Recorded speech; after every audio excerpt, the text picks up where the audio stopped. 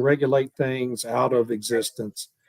But what's happened in the oil business over the last 165 years is every time the federal government tries to regulate it out of business, it's such a nimble industry run by such smart people that they always find a way to adapt and keep getting their business done. And that's what's going to happen here. As Doomberg, I just published, Stu, our interview with Doomberg this morning from Nate. And, as he talked about in that podcast, and everyone I think should watch it, this really smart economist, really brilliant guy, it's just the market is too nimble and adaptable for governments to manage. And 50 years from now, we're inevitably going to be still using even more oil, natural gas, and coal than we use today, because the population, the growing population on Earth, and all these expanding technologies like AI and all the new data centers and all the Bitcoin miners use so much energy, and recharging electric vehicles adds to that. That you're just going to have more of it and use more of it. And the government is just not going to be able to regulate it or legislate it out of existence. Life doesn't work that way. The real world does not conform itself to the wishes of arrogant politicians. I'm glad you said that. And again, it just goes back to that previous point that people just think they plug in and that's electricity. And that's all it does, is that's where electricity comes from, is from an outlet in the wall. And it just blows my mind how people don't understand. It's like, okay, put us all on electric vehicles. I mean, I saw one the other day, guys, that I even liked. It was a Porsche Taycan or something like that. It's like an awesome looking, but it's all electric. Yeah. It looks, right. It's beautiful, awesome looking. And very beautiful. And it's supposed to go 0 to 60 in like 4 seconds. That's great. So what? Put me in one of those. Yeah. But can we digress for a second right there? Of course, yes. That selling point for electric vehicles is the stupidest selling point I've ever heard of in my life. Most people buying electric vehicles are wealthy individuals in big cities with stop and go traffic constantly. And on the surface streets, you're driving in 35 mile an hour speed zones. Who gives a damn how much torque the car has? It's a Porsche, David. It's a Porsche. And I would picture myself driving that thing down to like Fredericksburg, get up in the mountains somewhere. And hopefully there's a charging station at the top of the mountain. But I mean, but the point I'm trying to make here is put us all on electric vehicles. Yeah, I know. Put us all on electric vehicles. We don't have a power grid to support everybody on electric vehicles. I mean, just think about all the 18-wheelers. I mean, as I was traveling to town last night, you see all the truck stops just lined up with trucks. So what are they going to charge for the next 10 hours? I mean, you know what? We can go. I'm going to leave that one alone. What? You're not supposed to think about that, RT. It goes against the narrative. I know, but I'm just a common sense person. I think sometimes I need to dream a little bit bigger. I will say that, but common sense is kind of where I keep it. Hey, if I can be on time, I'm happy right now. There you go. Hey, I want to show you this video. Here we go. Here are some electric buses, and when you walk up, there's the generator sitting there, a diesel generator. Something has to provide the actual power to charge their batteries. Oh, I just thought I got tickled at that. Sorry. Oh yeah, no. Well, and now, go ahead. No, go ahead. Now Stellantis is putting generators in their electric vehicles. They're installing small diesel-powered generators in their electric pickup trucks to charge the battery while you're driving. What do we call cars like that? What's the name for them? Hybrids. Right. They're not battery electric vehicles. They're hybrids. Yeah, I talked about that last night on the night before. Yeah, you didn't do the show yesterday. Don't say you didn't do Energy Newsbeat. No, you left Michael Tanner solo. You left Michael Tanner solo last night. Yeah, he's much better than I am. It was a great episode. Yes. Yes, he is so much better. I want to give Michael Tanner a shout out. But on the day before that, before I was so rudely interrupted by this good-looking gentleman in a coffee bar, that it was, what the hell was I thinking? I was going to say something, but I just had a David Blackmon Sr. moment. Well, I will say this, there's just no way that, oh yeah, the vehicles. Okay, couldn't we like create power by like using the way the fan continues to turn all the time, or the tires? We can generate energy that way. I mean, there's so many things we could probably Perpetual do. energy Just is gotta do something. that, don't you? And Don't and I just went say down that. the other thing is I went down a rabbit hole with Tesla last night, because in my class yesterday, I'm in this class and I'm thinking these people that are teaching me things like are not giving me the Boston Tea Party the shenanigans. It's like, hey, for an example, the Boston Tea Party was really about the beer and the molasses and all that. Give me the adult stuff. Don't give me the fifth grade. So this guy basically goes off on Westinghouse and Thomas Edison, doesn't mention Tesla at all. And it's like, we use Tesla's stuff today. So anyway, so I went down to I had a 4-hour drive last night, guys. So I had a lot to do. Okay. Well, Thomas Edison stole all of Tesla's ideas. That's what I'm saying. But anyway, even Tesla created some kind of electric car that went for long distances during his time. So the technology is out there, and we are trying to do things that we can't. And really, the best example of just let the government do something are the modular nuclear reactors that they created 50 years ago, and they're just now becoming public. So perpetual energy has been done before, RT, and that's what I was thinking before I had my David Blackmon Sr. moment. And that was perpetual energy. Anybody that has created perpetual energy or hydrogen cars that would run on plain water with nothing else have ended up being dead, made dead early. I'm not kidding. This stuff has been created before. In fact, I've got one in my shop that I'm working on, and it is a perpetual energy machine that is actually water bottles. You might as well create one. Might as well. Come on. Might as well. What about the guy that took a 1940s Buick and ran 100 miles an hour on 100 miles per gallon of water or something like that? That's one of the ones I was talking about. So and he ended up dead on the side of the road. Yeah. So anyway, with that, hey, the Hooties and the Blowfish struck yesterday. And now, this is that real, Stu? Is that real? Okay. This is not. Yeah. Fortunately, the crew. I just found this. I think it was off of Israeli. And this just came in off of LinkedIn. I have the LinkedIn link that I'll put out there. What kind of ship is that? Is that a container ship? Yeah. It was not a tanker. But some of the things that we're seeing, guys, is RT, you and I have talked about this before.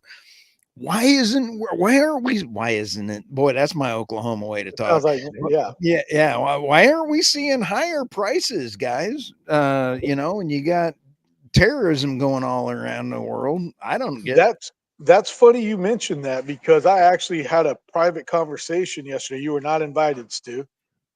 With David Blackmon and actually Ed Ireland separately about that, because now we're trending at about $78 a barrel. So we've gone up, I say $10 in the last week. And it kind of goes back to what we were talking about 4 to 6 weeks ago, is that now that this oil is getting to ports after going that long way around Africa, we're finally seeing those prices at the ports that now we got to pass on to the consumers. Is that correct, David? But there's still not much of a fear premium, right? Yeah, that's the scary part. In terms of all the upset that's happening in the Middle East. And I don't really understand why that is, to be honest with you, because things are deteriorating slowly but surely every day in the Middle East. Yeah. As the Biden administration continues not to be able to, I don't know, the U.S. Navy obviously is not capable of keeping the Red Sea open and ships out of danger from these Houthis. And so I keep expecting the oil traders who set the prices on the global market to wake up one day and realize that we have a real problem in the Middle East. This is not a short-term problem. It's a long-term problem. Yeah. And You know, sooner or you later, mentioned it's that. going to get priced in. Let me ask oh, go RT. ahead. Sorry. Yeah. There is about 6 or 7 articles I was reading at 4 this morning, since I was out of the office yesterday. And I'm reading that everybody is in their earnings putting out that less and less CapEx into their the rest of their year 2024 for EMP companies. That's going to have a longer term impact on supply side coming up in Q1 of 2025. What do you guys think? I think that, first of all, that is correct. But with us not spending as much money on capital expenses, we're not going back in and all the production that we're getting right now. What that's telling me is, for the bigger companies, that once that production out of that well, they're not going to go spend money on that well to bring it back up, which is what I've been talking about now for 6 to 8 months. Is at some point we're going to stop producing all this oil, and we're not going to have the supply to meet the demand, and the price of oil is going to shoot up. But right now, also, what they're trying to do is, I mean, come on, it's a business. They're trying to make as much money as you can, because what's one of the things that's most important when it comes to financials? If you can lower your operating expense, you got larger profit margins, And and more to that's the the great truth. investors. And David Yeah. has brought this up many, many times, and that is the oil and gas companies are giving money back better. And RT, you've brought up a lot about how good the ESG or the oil companies are doing much better than they have in the past on not pollution. So anyway, let's take a look. I had this one this morning. Let me go over here. Ford cuts price of 2023 Mustang up by 8,000. This article's pretty huge. Oh, there's an energy absurdity today by this wonderful guy. David, what's your Substack article website? Your address? It's called The Energy Transition Absurdities, davidblackmon.substack.com. There we go. But this Ford thing, guys, if they're cutting their price by that much, that's nuts. I mean, that is just crazy, because these things are not selling. People are throwing up on whether or not they're going to buy EVs. Yeah, well, first of all, I think it's an ugly. I mean, it's nothing but more than a little fancy Honda hatchback, and they put a Mustang. They put a Mustang name on it. I mean, let's be honest.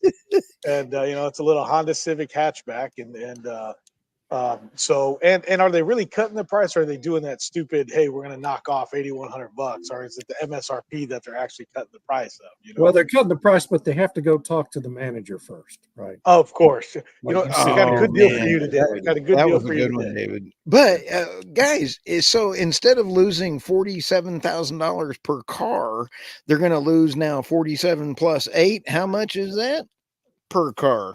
I know. I'd like to have a moment of silence for my brother-in-law who loves EVs. Okay.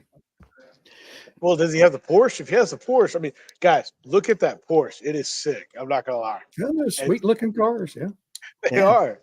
Hey, They got big torque. I sold my Ford 250 about 2 years ago, and I've not bought a replacement for it. And I'm thinking of going to a 350 just because I can. Make sure it's diesel, so you get 1,000 miles to a tank. Oh, absolutely. Yeah, the things I have to tow, a EV would last about 15 minutes down the road. So, well, can you imagine hauling pipe with an EV? No, but they swear they're going to do it. It's just around the corner. Everything's just around the corner. Hey, I did see this one. I have another secret meeting that I got video of. This is a Biden administration having a meeting on how they're going to solve the energy crisis. Are you guys ready? This Oh, is yeah. this is serious. This is a live meeting that they had. So here we go. And all of a sudden, oh my goodness, boom. Okay, here we are.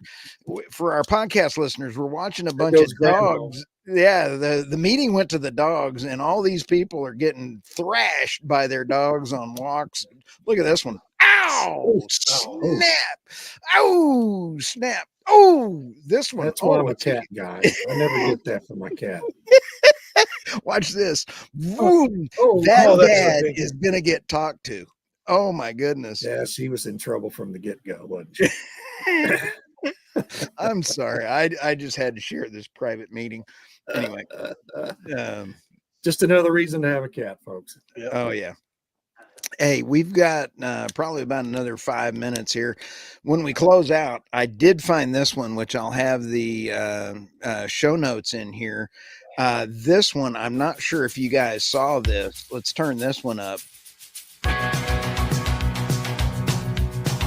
All right, you ready? We're not going to listen to the whole thing. The American president is doomed. A little old man can barely move. If he moves too quick, he'll topple just like a domino. He's got that sinister smile and thinks he just might win the bet. But he's just hanging on, dangling like Hunt a cigarette. Hunter types with the hookah pipe say, Way-oh. Whoever did this. walk like a Joe Biden.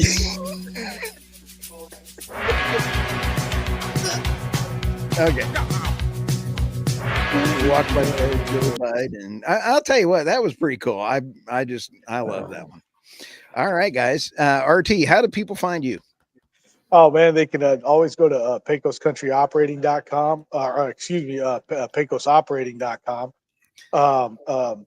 Definitely reach out or on LinkedIn or Twitter. I do have a Twitter. It's at the Crude_Truth. Crude. The No, Crude Truth.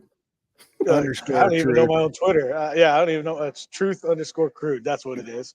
There we go. I try to post on there. Thank you guys. Yes. Hey. So yeah. Cool. And David, how do people find you? I'm in hiding, man. You can't find me right now. And you're one happy kind of After guy. recording this, I'm going into hiding, deep hiding. After that video Stu showed, I'd go I'm into going to hiding. join the Houthis to Hey, start shooting the I'm tanks. just sharing with everybody what's going on out there. And I absolutely love all of our listeners and everybody else. You guys are rock stars. You can always find my stuff on energynewsbeat.com. All of our millions of people that are following all three of us. Have a great one. And we're going to leave you with this last video. Hey, have a great one, guys. All right.